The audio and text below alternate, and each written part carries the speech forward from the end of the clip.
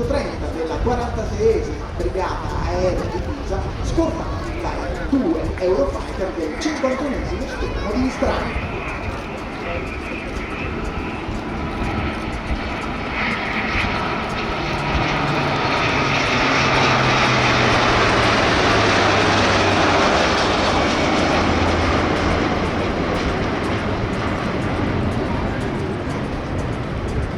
Per far atterrare il velivolo in un aeroporto definito dalle autorità, il leader della formazione degli Eurofighter si è fatto vedere, si è portato in una posizione avanzata e comunicando con il battito delle armi l'ordine di farsi seguire dal velivolo intercettato, ha dato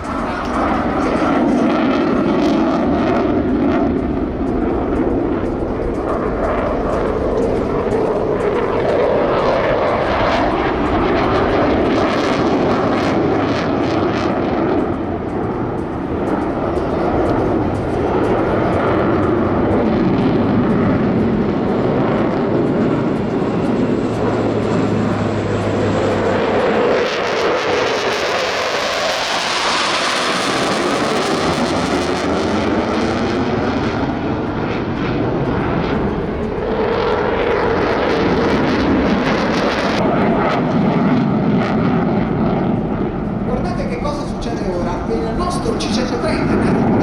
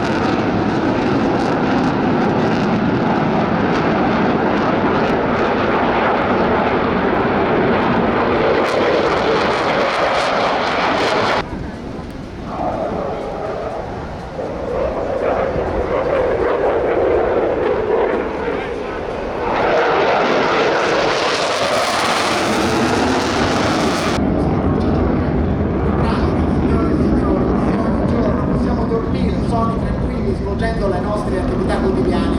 E anche grazie al lavoro di questi anni di custode che inoltre la terra garantiscono a tutti noi pace e stabilità.